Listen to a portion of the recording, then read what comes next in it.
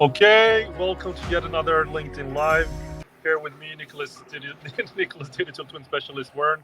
And today we're just going to talk about my favorite topics, which is basically everything about digital twins and the metaverse. And today we also have a special guest, Jakub Motyl. And without further ado, I'll let you introduce yourself. And I don't know necessarily that why you're here, but what do you do, and why do you think that you're here, Jakub?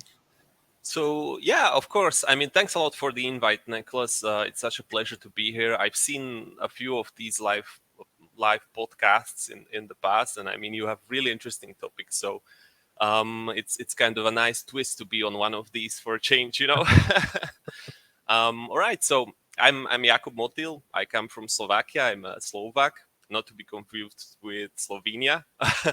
Anyways, I consider myself sort of a generalist. I have a computer science background.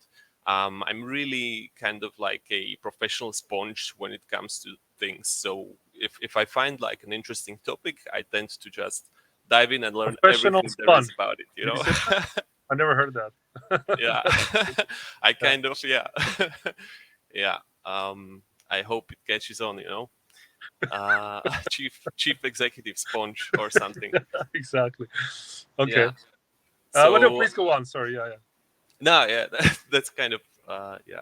So the kind of interesting areas and topics that you've also covered in the past, but I also sort of like have a lot of interest in are metaverse, obviously digital twins.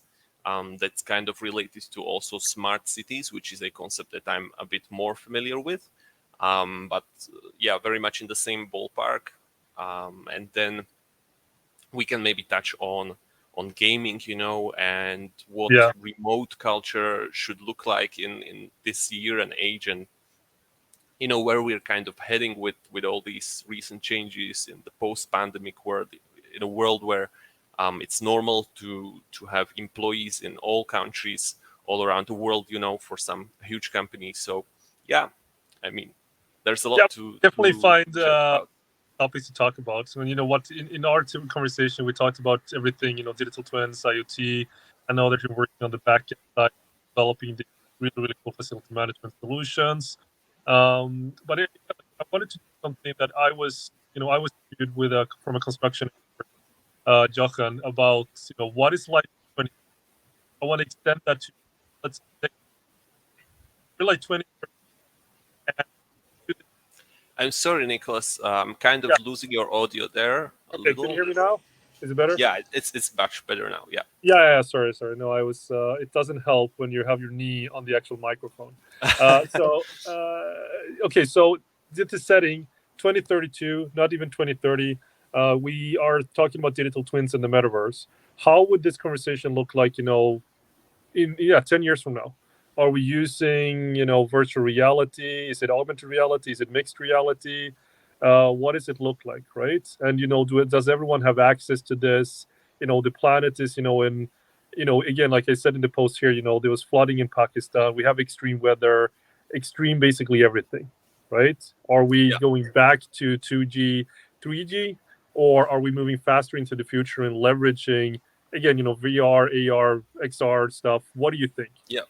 So I think you kind of opened up a nice aspect of this discussion in the topic of the talk. So you mentioned that the future is already here, but it's unevenly distributed, right?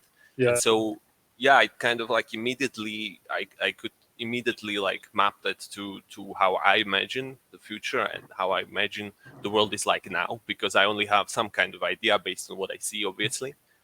Um, but anyways, yeah, I mean, some countries live in sort of like a super abundance, right? So even homeless people can kind of like pick up pick up food from the trash or something, and they can sort of maybe survive on that. It's not like really living, obviously, but then in some other countries like Pakistan, obviously, you are essentially fighting for survival every day of your life. And so it's kind of like a relative scale there, right?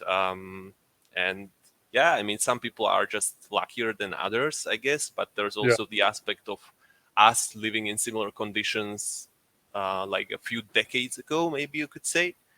Yeah. So it also has to do with technology and advancement, and obviously with how the whole thing is put together and where are you on the timeline of progress, right? So No, but yeah, yes, I think like going back, I think like Hans Rosling was a fantastic guy, from Sweden.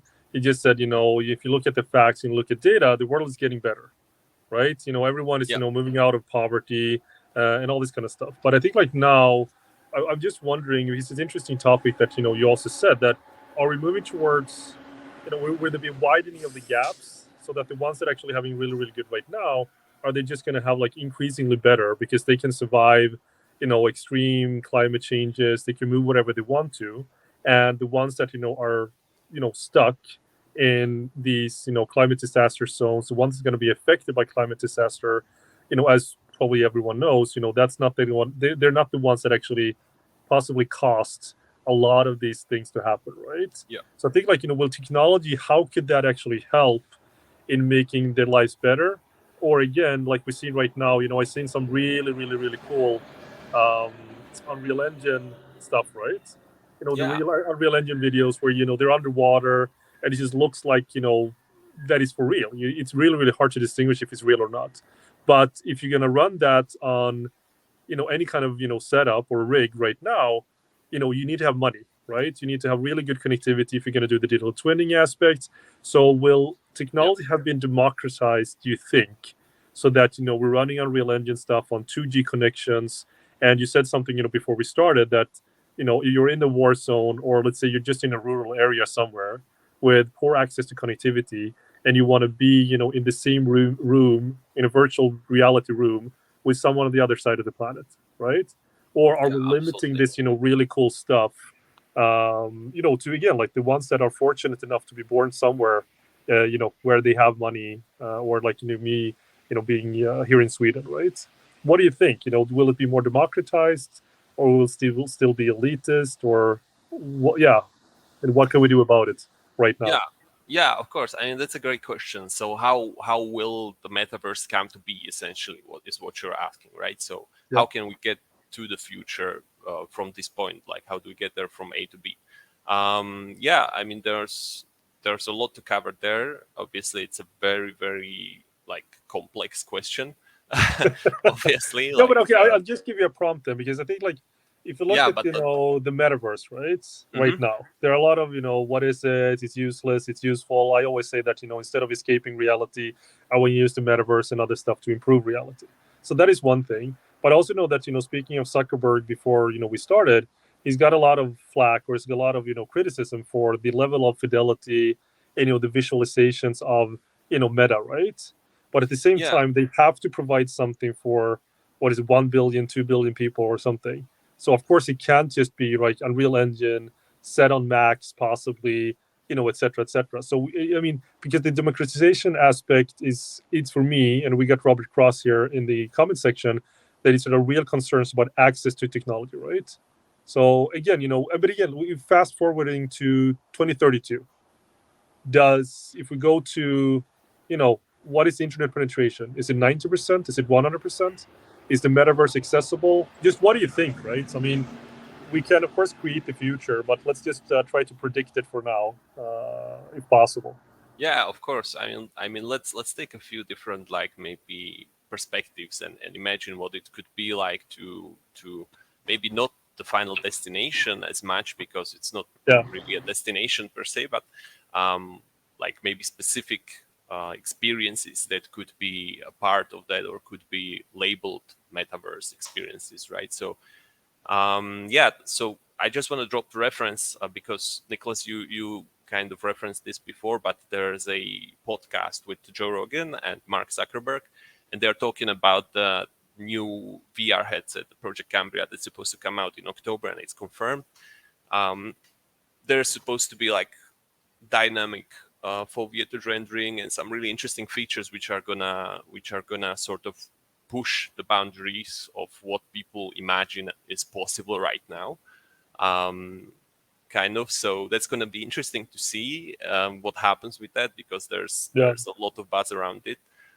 Um, but also like there were some really interesting points which Joe pointed out during the podcast, and like one of these like is obviously made like it's been made into a clickbait title for some of these, but it's a shame really because it's a great moment, you know, because they are talking about Mark Zuckerberg. He's saying that he's not a specialist for glasses, right? He doesn't know how to make good glasses, and so he reached out to Ray-Ban and they struck this deal, and they are cooperating in order to ship those AR glasses that are supposed to, I think they're supposed Yeah. to come out next year or something. But the thing is, maybe he's sort of underestimating gaming a little bit in a way that, I mean, Meta acquired a bunch of studios with really really skilled people, and that's also one way how we get to the metaverse, right? Because these huge corporations, and I mean that's one great thing about Meta, and I don't care what anybody says, is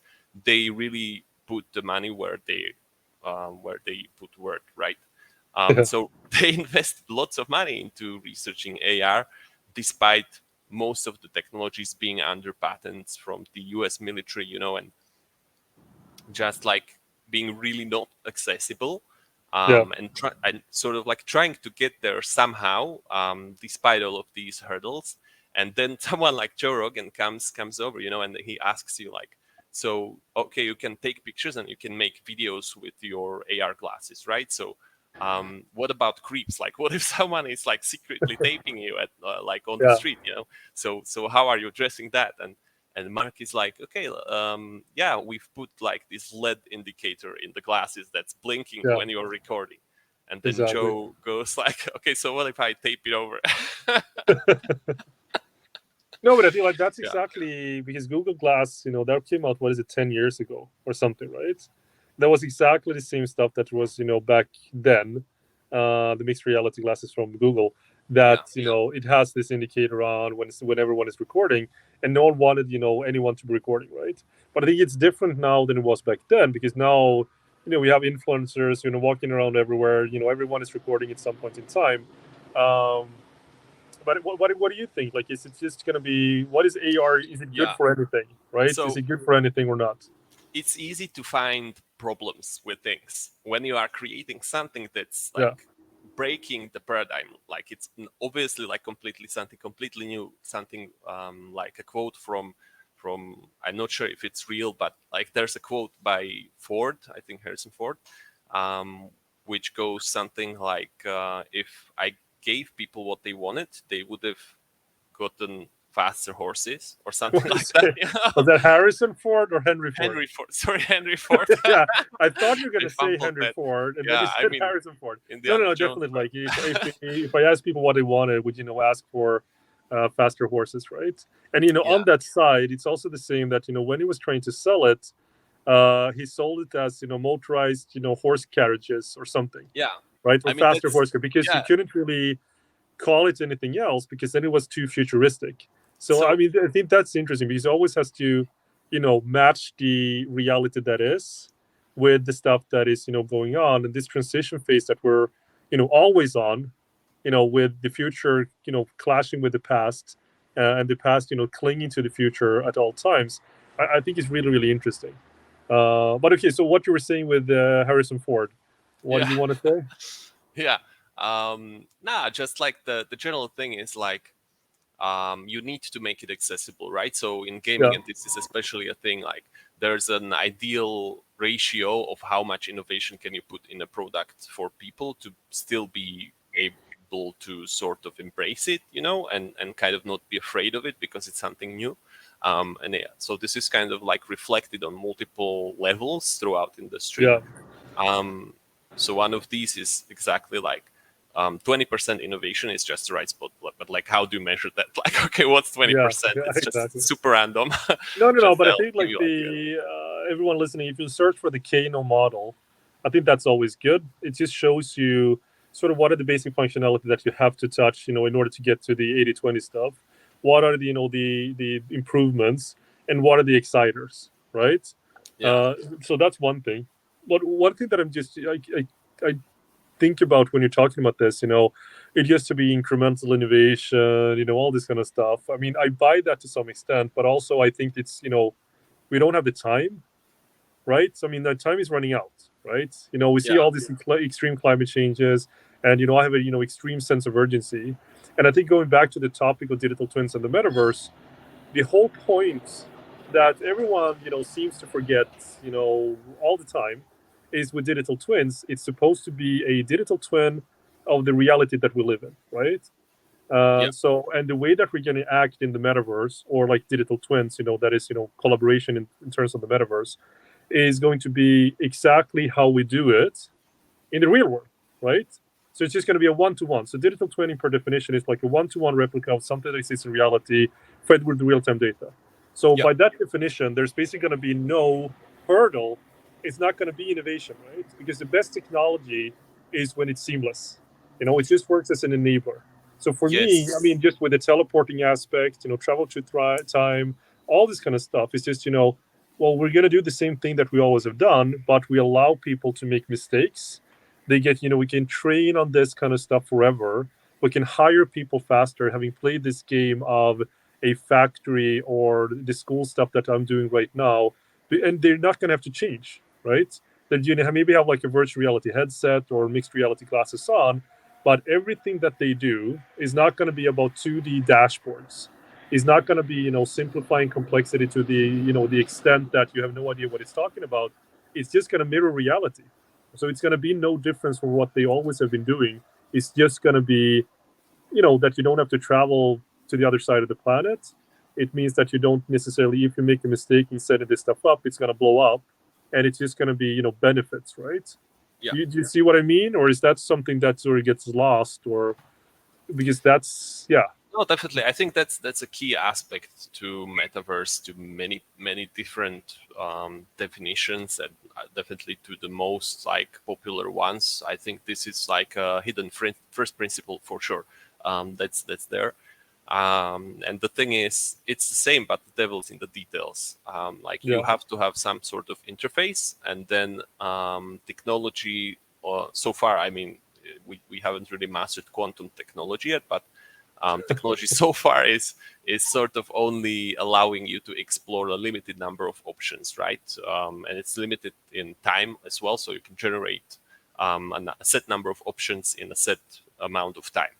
And so, yeah, there's essentially like a barrier which you cannot really break through. And metaverse to me is essentially about getting, like finding a way to explore those options yeah, without hitting that barrier. So maybe through like an intelligent user experience, you can make accessible things which otherwise would be completely inaccessible. And yeah, I mean, the barrier of interface is still there, but that's something that's going to go away with time, obviously, yeah, as it was with social media. Because right now you have like these super complex like activations which include augmented reality. You have this like 3D billboard.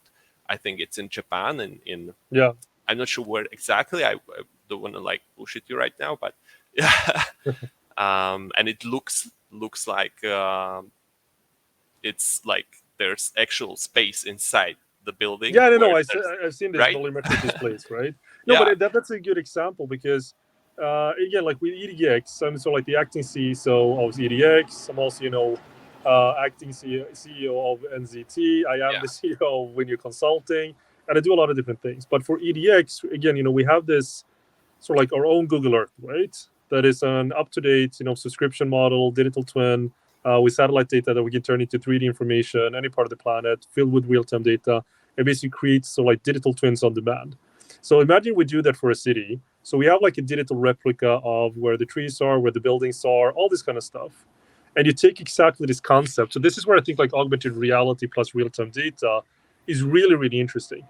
Because like I said before, I can, draw a screen here, and instead of holding up my phone and you're not hearing me, I could just have headsets and I could just talk through my glasses and I can see you talking to me just on a flat screen, right? We can do that today or tomorrow or whatever, right? So that on its own is pretty cool. But if I would place you on top of the building that I see over here, or let's take any in Japan or South Korea or any city in the world, and we just place a screen there, we know, again, we have a well, I I think have this, alarm that's coming on every 10 minutes. It's so annoying. It's ridiculous. So we're in a city, and we look up, into sort of like, there's a billboard or there's an AR billboard, Yeah. right? And if the AR billboard, that could be in 3D, they could be like in flat screen, so you can just not see something from the other side, or whatever it is that you want it to be. But the cool part is when you also have the entire city modeled, you can basically make, let's say Spider-Man, right? He can appear on the screen, but he can also jump out of the screen, Yeah. right? And jump from building to building to building to building, and so you have that full immersiveness. And if everyone is subscribing to, let's say, the AR layer of that city, they can all see the same stuff, right? And you've Yeah. seen like the drone fireworks, right, which is pretty cool. But that stuff can also be done everything in augmented reality. So I think like the augmented reality aspects, or at least the mixed reality aspects, are really, really interesting because if you say that's being powered by energy, of course, and the energy is renewable, that means that instead of fireworks, the traditional one that's polluting, it's high noise, and it's basically targeting everyone in a city. You can basically, and the drones are also, it's hardware. You have to push it Yep. up, and it's really, really cool. It's getting there, but augmented reality is just you know a 3D imagination. But if you place it on top of a city, you can have whatever fireworks that you want. That is completely net zero carbon renewable if the energy source is fed with renewable energies. So I think like the augmented reality aspects are just in its infancy. I mean, again, like we're working industrializing AR, but I think like the capabilities, if to choose your own reality, that you don't have to build a volumetric screen, that if I look at my home setup over here, I can just have my screen with me and not just take up my phone and do all this kind of stuff. So I think like definitely the AR glasses or mixed reality glasses, and I know that Apple, they're also working on this, right? They're Yeah. also, I mean, everyone is working on this, and I think there's one called I can't remember what the name is, but you have also this like the Varjo stuff You and mean everything that is Apple. Snapchat spectacles? I think Yeah, one well, like one of the big ones. yeah, There's, but also Hololens. Obviously, that's the one that's already available right now. Except, exactly. But that's, yeah, I mean, it's like it's like the classic. It's so clunky right now, so it's hard for most people to sort of, yeah, this is not gonna work or this is not gonna fly, and But I mean, like everything else, it will be democratized, and whether that is Ray-Ban and Meta, who's going to be the first ones to actually demonstrate something that is not so clunky, maybe. But I think really that's from a sustainability perspective, having being able to time travel or to be anywhere and everywhere at the same time, that is really, really cool. And also again, not having to have screens all the time, right? That all the screens are not physical, and it's not hardware and supply chain. They're just instantaneous at any part of the world, and you can stream down real-time data. And again, all this stuff is doable today. It's just that the interface and the marketplaces are not necessarily democratized. So I think like but again, you still need to have the hardware, right, of the glasses. So when do you absolutely. think is that going to be? Let's say in 2023, 2024. Is it going to be 10 years, 5 years? Yeah. What do you think? Um, Yeah. that's a hard question to answer because there's a lot going on, which is supposed to sort of unravel in the next year or two. But based just on what you can sort of see publicly available, I'd say it's gonna take at least 10 years for good mixed reality, which is going to be available at consumer grade price point, obviously, right? Or you Because, think so? 10 yeah, years? I mean, because HoloLens is kind of okay for it Yeah. being like sort of like the second prototype, like serious prototype of AR. But yeah, still, like you said, it's a bit clunky. It's just Yeah. the experience is not quite there. It's not mixed reality, Yeah. it's Absolutely. augmented reality. There's a big difference there as well. And also, the thing is, it costs like $3,000, right? Mm. And that's not something that you can make available to students or like really like the need is not based on the segment of the customers. Really, Yeah. it's No, it's there's still some B2B for the overlap, but most part, right? It's definitely yeah, not B2C, and it's definitely not B2C sort of for, let's say, emerging markets or for other areas where, base of the there's pyramid, right? there's a Yeah. lot of application in private business, though I must say. Yeah. Like gaming is something that I think is sort of in the future, maybe now in some limited way using tools like Lightchip SDK, and Lightchip visual positioning system. Like it's pretty cool, but yeah, it's not very open so far, and yeah, it still needs some time for sure. Yeah. But yeah, this is coming for sure. It's just a matter of time. It's For like 10 me, years. We're I there. really think it's going to be 2 to 3 years, honestly. Maybe that's wishful thinking. I don't know. I mean, the Yeah. reason I say that is I see now like telecom, right? Telecom operators, they're struggling based on, average revenue per users. We're moving towards like 5G still is in the experimental phase. 6G is where it will happen. So that's definitely going to take 5 to 10 years. And I think like most companies think that, we need to have 6G for, again, this so-called like holographic societies. Yep. But I also see that everything both has to happen faster. I see now with COVID, remote ways of working. Everyone expects, to be able to do these kind of things. We see some really, really cool stuff that we're working on with remote maintenance, inspections. And again, like, the Varjo headset that is coming out of Finland, I think that costs like $10,000 Yeah. today. Again, Uh, it's more like industrial grade VR, but yeah, yeah, I mean and it's XR. quite Yeah, there. It's not like it's gonna be there in the future. It's here. Like the Vario headsets, that they are yeah. insane. It's just like No, I think that's so cool, right? And again, I think judging from what they're doing, and again, the pressure on getting this stuff done faster, extreme collaboration when you have extreme climate changes, and again, maybe it's just wishful thinking, or maybe you and I, Jacob, need to actually create the future, right?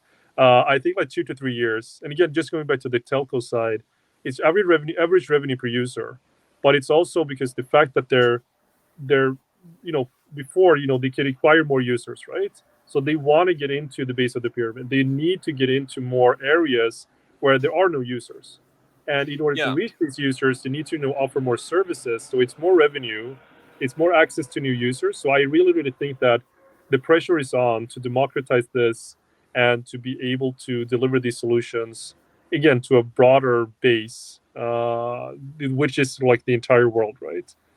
So absolutely. again, yeah, but 10 years, not a chance. 2 to 3 years. I said that before though, Yeah, but I'm sure it's gonna be somewhere in the middle, but yeah, yeah, possibly.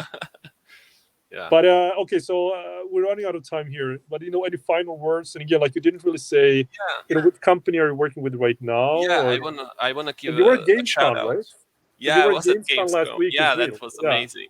That yeah. was so. It was my first Gamescom as well. But did So they talk about digital twins? Maybe not, but definitely the metaverse, right? All the there's Web3 games, all this kind of stuff.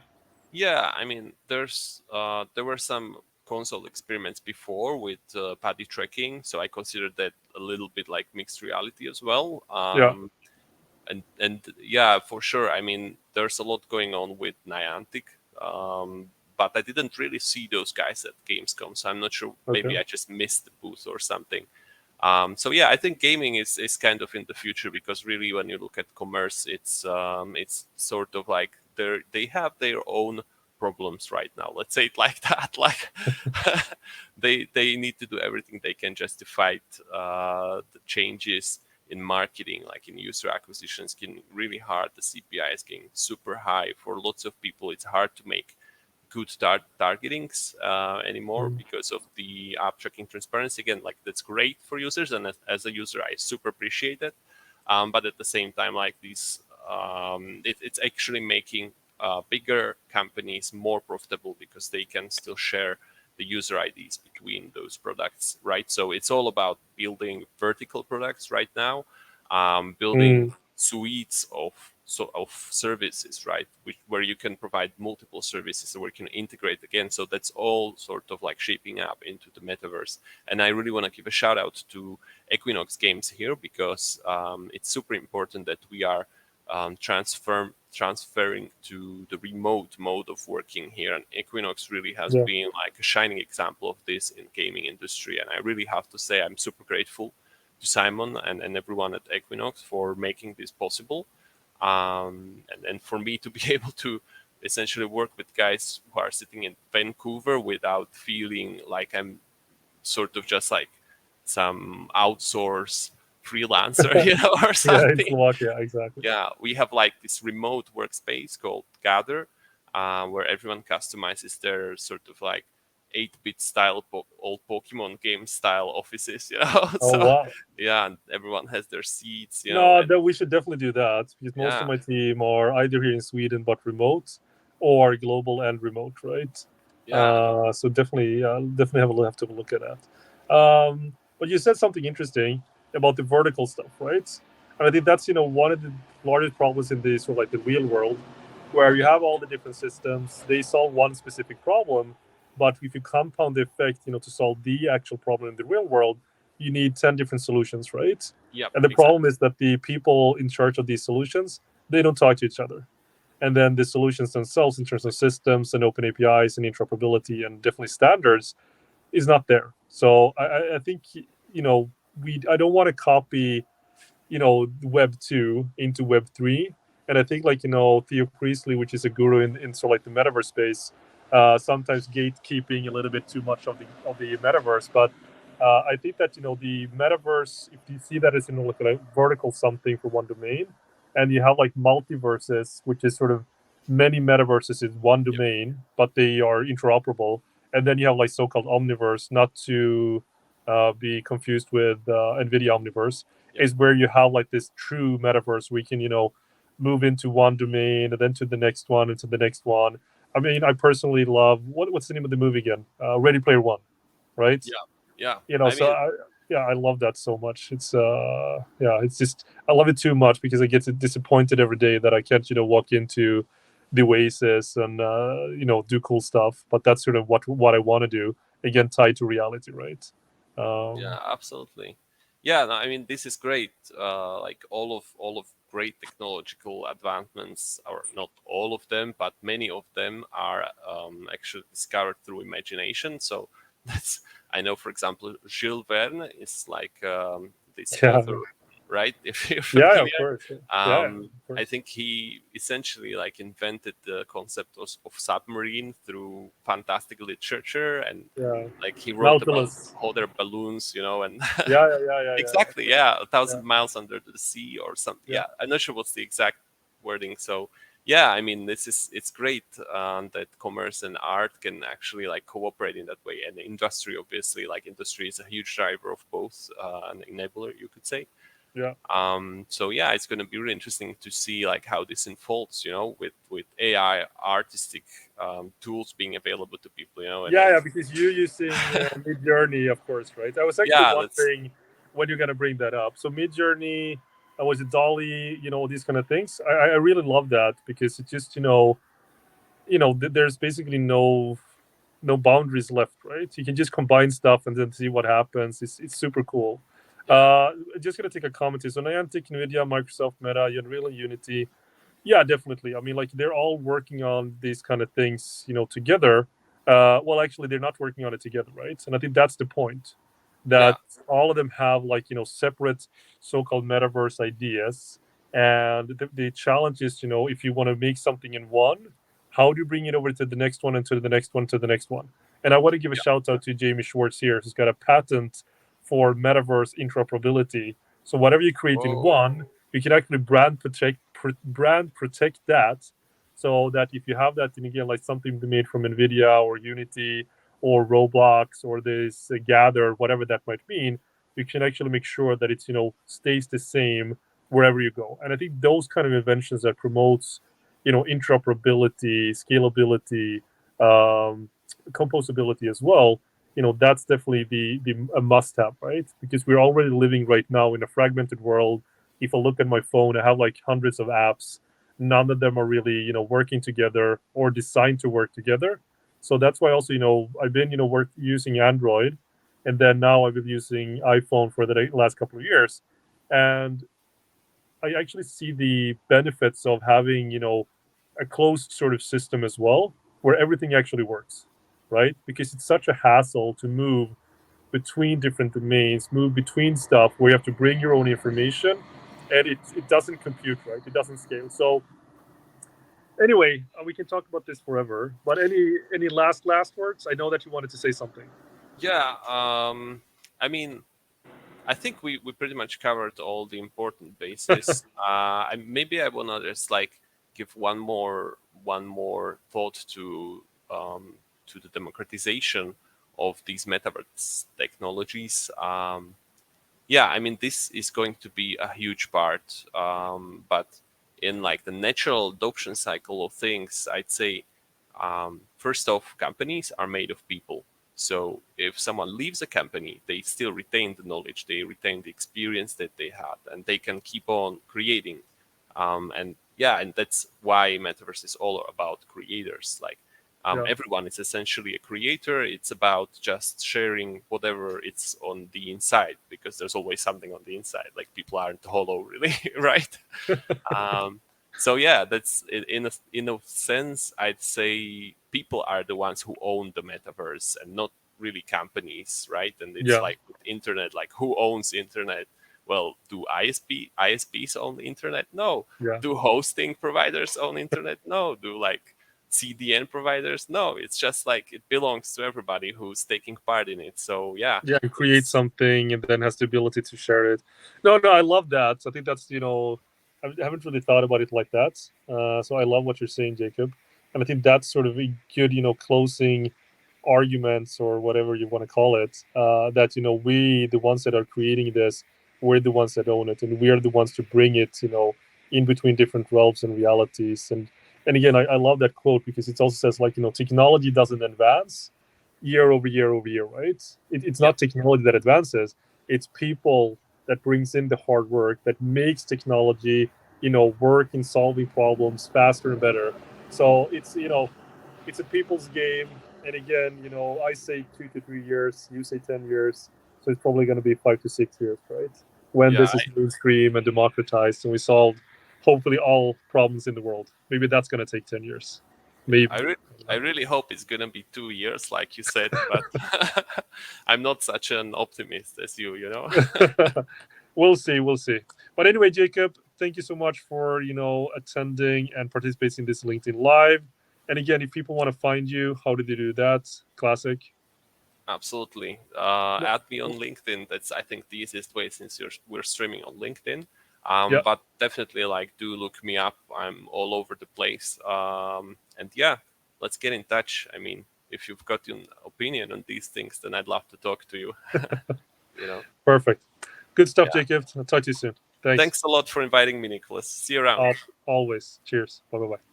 Cheers.